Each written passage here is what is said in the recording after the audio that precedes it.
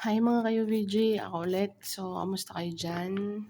Sensya na medyo late, pero at least present ulit. Oh, Ace of Cups and Six of Fire. Ang ganda naman. Siya nga po pala, maraming salamat po sa mga nag-subscribe, mga nag-like, nag-share. Thank you so much po. I see you. So, stay connected po tayo. Sa mga hindi po makaka-resonate, better luck next time po. No? Okay. So, tingnan natin. Wala po tayong gender sa energy, maaaring naganap na, magaganap pa lang, or kasalukuyang nagaganap.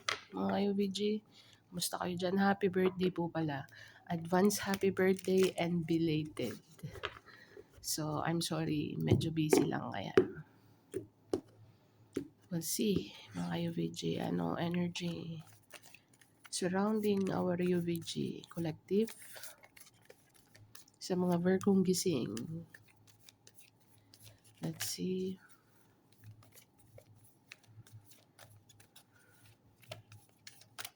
Bubunot na lang ako. Ayaw lumabas eh. Yun pala eh. Chariot card. Travel. Travel or about sasakyan. Okay. Or moving on. It's all about movement. Positive movement. What else?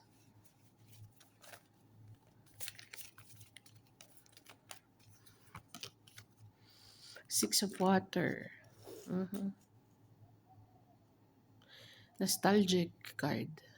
Thinking about the past, reminiscing. Baka na habang nagta-travel ka, meron kang naaalala. Jeez. Virgins. Or something, memories na na-trigger sa'yo while you are traveling, or you need to move on when it comes to the past. Okay. So, let's see. What else?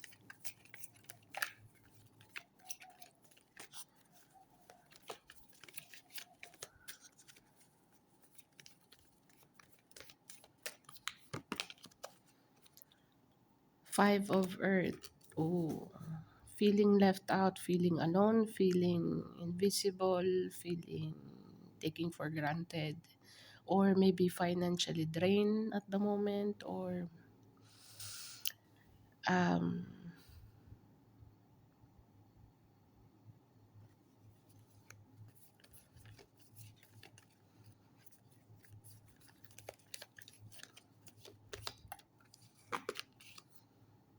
Three of Earth. So, Virgo, sa nakikita ko dito, Five of Earth, Five of Pentacles. So, meaning, meron dito financially drained or feeling left out emotionally, mentally, physically. Okay. Tsaka yung Six of Water or very nostalgic but kailangang mag-move forward in any way, shape, or form. Life goes on. Okay. Three of Earth is partnership, collaboration, team. Let's see, what else?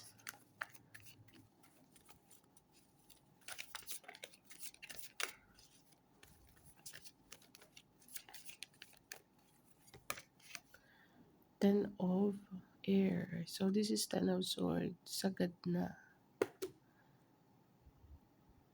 It depends, Virgo, if this is a career department, love department, friendship department, or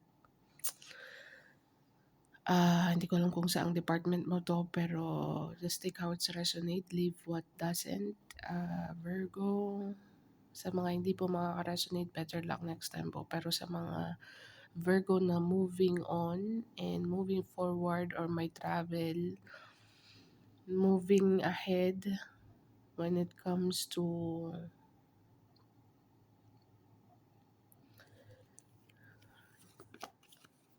Ace of Cups, when it comes to love, maybe. Heartbroken, lipungan. Seven of Air. May stealing, lying, cheating na nangyari kasi dito. Kaya hindi ako makabelo kasi hindi ako makabelo magsalita. Okay. Or maybe merong natatahang magsalita dito, or Hindi ko alam Virgo kung nag-run away ka. Basta merong running away dito, mahal pero kailangang bumatch energy. Sorry about that. Pero the fact na the relationship is empty or going to be empty or very cold na, ang kung saan ka man, ano posisyon meron ka, maybe career or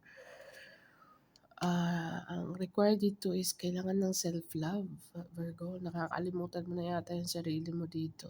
Don't forget yan eh. Don't forget yourself, Virgo here. Very important, health is wealth. Okay? Kung career man to. Okay? Parang tinitingnan mo yung sarili mo dati or kaholic and you know what I mean. And then at the end of the day, people around you is just like taking you for granted. Okay? You feel left out, you feel betrayed, cheating, lying, stealing. When it comes to finances or time, effort, um, partnership eh, Three of Earth team. May betrayal na nangyari dito. So, you need to move forward in any way, shape, or form. Kahit anong mangyari, rain or shine, you need to move.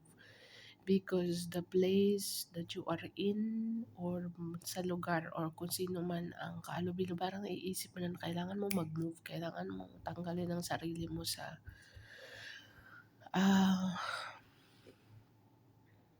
hindi ko alam kung naganap na magaganap pa lang or kasalukuyang nagaganap.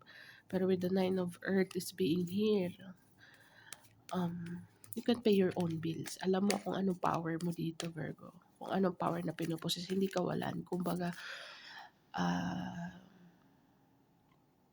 para sa mga Virgong aware sa kanilang power or sa kanilang energy field, alam nyo kung anong kaya nyong ibigay. So, kumbaga, yung another person ang nawalan, hindi ikaw. Okay, so, big regret here. Dami naman.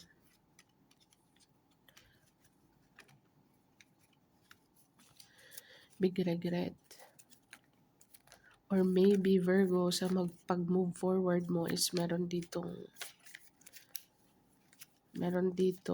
very nostalgic sa action niya. Kung ano yung nandun yung love with the Ace of Cups. Pero with the Three of Air, bakit ka may Three of Air at saka Seven of Swords, Seven of Air? So, merong cheating na nangyari dito.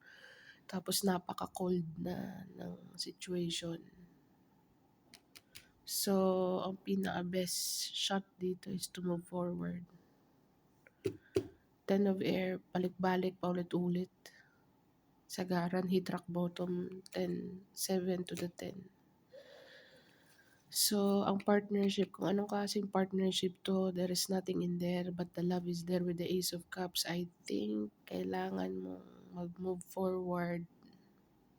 Yung pagmamahal na ibinibigay mo, bigay mo na lang sa sarili mo with the Ace of Cups. Okay. So, yun nakita ko dito. Nine of Pentacles, hindi kawalan. Hindi kawalan.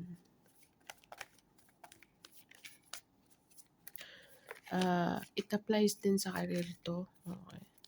Or sa family department. Okay, call. So, expect some call, Virgo. And Five of Air. But the call is gonna be like drama. Okay.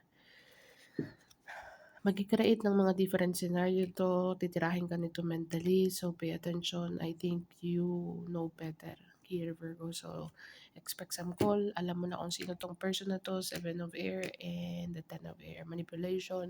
Kahit wala dito yung Magician. Pero when it comes, we are talking about air energy. Swords energy. It's all about mental. So, most especially is Five of Air is all about confrontation, papaikutin nga, you know what I mean? Virgo drama, gossip. So, Ten of Water, Virgo. There's a lot in store for you, Virgo. Ang daming hindi mo pa nabubuksan. Ang daming features na kailangan mong buksan. Kumbaga sa Candy Crush, kailangan mong mag-jump into the next level. Kung sino man to mga person na to, kung sino man challenges mo to, kumbaga kailangan mong pagdaanan. pero I think medyo nostalgic ka ng konti, okay? Nandun yung love, nandun yung chemistry, but at the same time, these people is not gonna fit in anyway. Nandito sila para lesson lang, teacher, okay? So, with the call card and the 5 of air, pay attention kung sino man to. Okay. So, let's see. What else?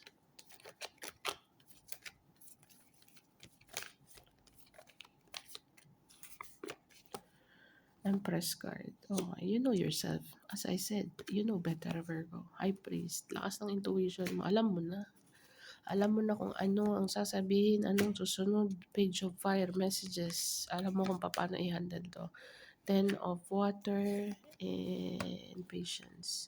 Okay, baka magko-communicate siya dito na be patient. We will gagawin natin. King of water, pero kailangan ko ng panahon. No? Panahon? Seriously, panahon? No. Wala nang panahon dito. Baka humihingi to ng extension, okay, sa relationship. Pero I think you need to move forward. Yun ang theme dito. Ang theme dito is you're the Empress. Wala po tayong gender sa energy. So, Empress card is you know yourself. Hindi ka maghahanap ng validation ng kahit kanino. Okay, I think tatawag to titirahin ka na to mentally and emotionally. Meron tayong page of fire. Page of fire is page of wands. Okay, so alam mo na kung anong sasabihin nito. Alam mo na kung anong gusto niya mangyari. Okay, so 10 of water, ito yung 10 of cups. So, ikaw lang, wala nang iba. Yung puso ko sa'yo, yung kaluluwa ko sa'yo. Bahala ka kung anong, paano mo to gusto to, meron ako nakita or meron ako retrieval. Gustong i-retrieve. Okay. Gusto kang i-retrieve or what, basta something in that line. Okay. King of water. Emotionally, titirahin ko. Pero you're the empress, man. Ilabas mo yung emperor dito, maniniwala pa ako. Okay. Pero wala ditong king, wala. To, hangin. Hangin to. Pero hindi ko naman ina-underestimate kasi bakit kasi nasabi kong 7 of swords, 3 of swords, 10 of swords, 5 of pentacles, feeling left out. Okay. Hindi ko naman sa crosswatcher, hindi ko naman sa inaano kita. Pero ang sa nakikita ko lang kasi dito is sagaran ka 10 of swords. Paulit-ulit. Okay. Ngayon, ano ka ng extension, retrieve ang relationship. How? Paano? Ipakita na lang. Okay, ipakita na lang sa action or gawin na lang. Hindi puro salita. Puro salita, bakit? Meron kang call. Meron kang message. Ang ganda dito ng pero Virgo knows better. High priest, lakas ng intuition. Okay. So, hinahabaan mo pa, pasensya mo dito Virgo in any way, shape, or form. So, drama kasi. Meron kang 5 of swords. So, hindi ko masabing reliable yung mga words niya. Okay. Kung sino man tong person na to. Empress card at saka High priest, you know better. When it comes to this person, pag nag-communicate to, nakaka-miss. Alam mo, mamimiss mo kasi marami kayong good memories. But isipin mo din kung anong ginawa. 3 of swords, 7 of swords, 5, 10 of swords. Puro swords. Mental damage. Emotional damage to. Hindi mo deserve yung ganyan, Virgo. So, you know better with the high priest. Sa'yo, pay attention itong person na to is magko-communicate sa'yo. Titirahin ka nito emotionally. Promises ulit. To. So, 9 of air. Anxiety. Sleepless night. 4 of fire. Stability. Marriage. Proposal. Messenger of water. So, kung ano man ang i-spill out ng person na to para lang i-save ang relationship. Kasi moving forward ka, no? Star card. Healing card. Hoping. Okay. So, sa mga Virgo hindi makaka-resonate, better luck next time po. Pero sa 9 of air is don't stress yourself out with this person, Virgo. You know better. As I said, you know better. It's up to you kung bibigyan mo siya ng chance. It's up to you. May may lesson learned ka na with the Ten of Swords. At saka yung intuition mo sumisigaw sa'yo. If this person is feeling mo reliable, pwedeng maasahan ng mga words niya, hindi niya nagagawan, then go for it. Sitwasyon mo yan. Ikaw naman na magdadala ng sitwasyon. Tayo ay tumitingin lang sa posibilidad, okay? Pero sa mga sinabi ko, if isa dito sa mga palatandaan na nabanggit ko is character o ginawa niya na sa'yo, then you decide, okay? So, let's see. It's up to you if you're going to stay or you're going to self-love, moving forward, nandun, nakakamiss, hindi ka makahinga, mapapaiyak ka, but at the same time, moving forward, you know yourself with the Empress card, you've been through a lot with the High Priest, you know better, Virgo, you know better. Wala masasabi ko, you know better. What else? Last 3 cards, let's see. For one's marriage proposal, emotionally, stability ang after nito. Nakikita ka nito as very reliable asset na sinasabi. Okay, very nafe-feel niya pag ikaw ang ano niya is yung abundance and yung feel niya. Okay. So, kaya ganito. Pero how come na nakukuha niya pang mag-betray dito? Sabagay, tao nga lang. Wala namang perfectong relationship eh. Pero wag naman yung sagaran na emotionally, mentally, physically, not maybe, damage. You know what I mean? Tapos yung words niya parang paulit-ulit with the Ten of Swords. Drama. I think alam mo na kung anong susunod na lalabas sa bibig niya eh. Meron ang lakas kasi ng Seven of Swords at Three of Swords. So, maraming damages na ginawa sa'yo to. Okay. 3 cards. Nag-a-ask to ng stability. This person sees you as the stability. Okay. Reliable ka. Para kang haligi na ilaw pa. Okay. So, 5 of water, very regretful. Okay, baka sabihin niya nagsisisi na siya.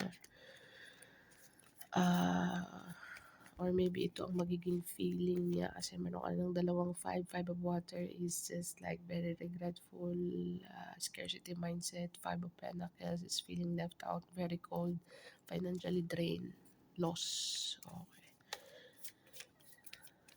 Okay, so baka ito magiging ano niya, if mag-move forward ka, ito ang magiging feeling niya, okay? Or maybe, kaya gumagawa siya ng paraan dito kasi ayaw niyang ma-feel to. Hello. Talaga naman, oo. Queen of Earth, yeah. Reliable ka, resourceful, Wheel of Fortune. Alam niya sa sarili niya. Once na 9 of Earth, alam niya sa sarili niya na kaya mo sarili mo. Alam mo kung paano dumiskarte. Alam mo kung paano umiikot ang mundo.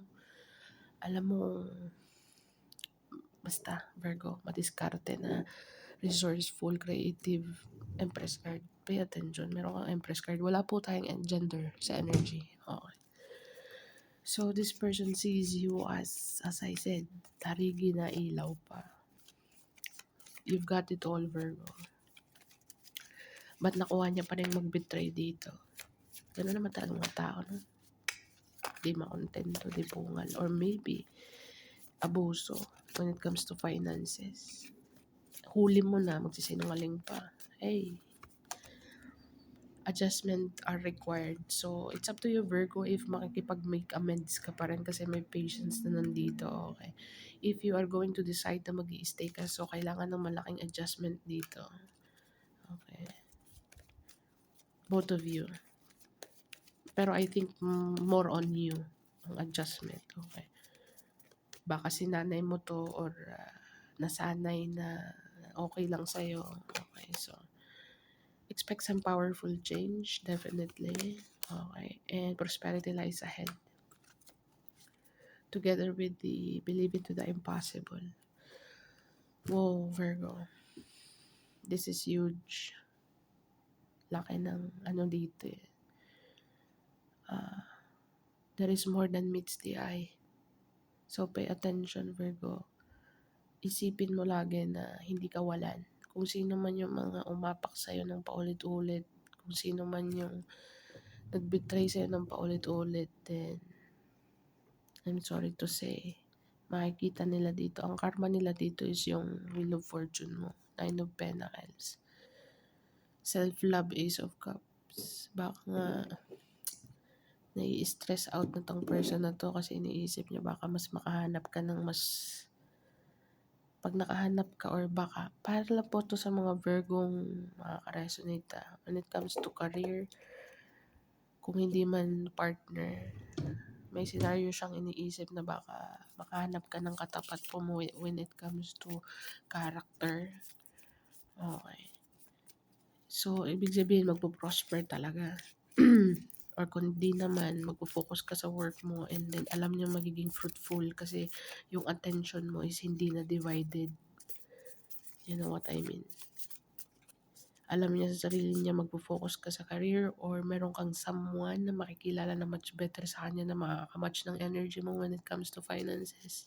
Dang, sakit sa ulo nun. Hey, what is the angel number here?